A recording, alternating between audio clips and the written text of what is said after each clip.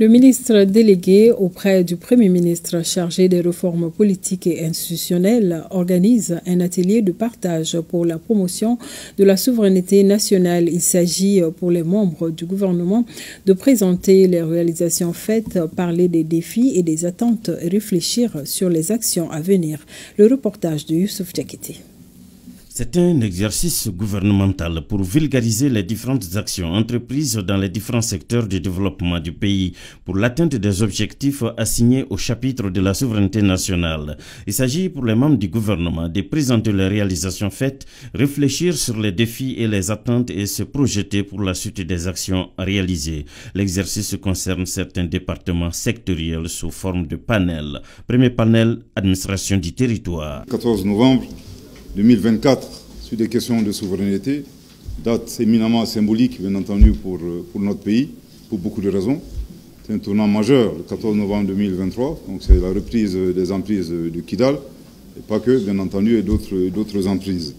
Donc forcément, en tant que ministre de l'administration territoriale, c'est tout un symbole, pour la simple raison que juste quelques jours après le 14 novembre, donc le 22 novembre, 2023, il y a un nouveau gouverneur qui a été nommé à Kidal, la personne du général de division Eladji Gamou. Donc pour nous, c'est vraiment tout un symbole.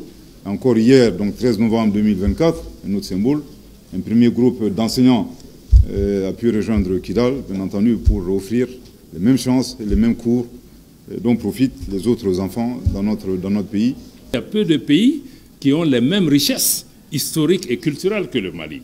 Donc je pense que cette identité, cette fierté que nous transportons aussi avec nous à l'international est liée aussi à la culture. La culture, pour moi, est plus importante que l'or de notre pays, si nous savons vraiment l'exploiter. Et ça peut aussi faire vivre notre pays, y compris sur le plan du tourisme, si demain, avec les investissements qui sont en cours, nous arrivons à amener la paix, la tranquillité.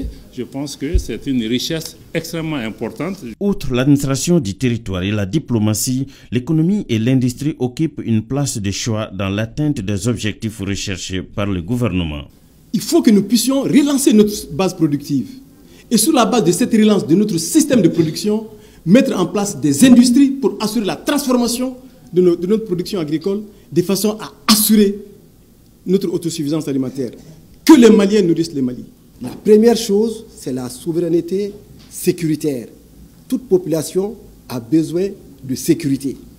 Donc les besoins de sécurité font qu'il faut qu'on ait une souveraineté économique, nous demandant d'assurer le financement par nous-mêmes de notre armée, le recrutement, la formation, les opérations militaires, tout ce qu'on doit faire, il faut que notre économie soit capable de générer les ressources pour pouvoir le faire.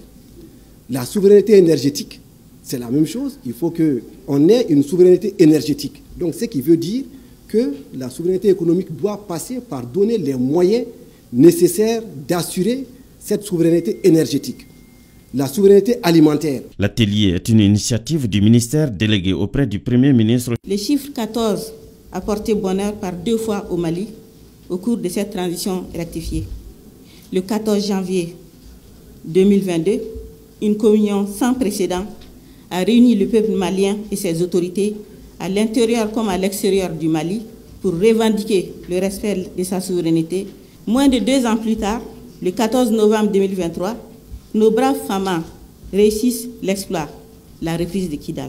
La refondation de l'État passe par une sécurité maîtrisée, gage d'un développement durable. C'est ce qu'a compris le gouvernement de la transition. L'objectif général des présents ateliers est de contribuer à disséminer les actions structurantes réalisées par la transition et réaffirmer la chaîne de valeur pour la promotion de la souveraineté de notre pays.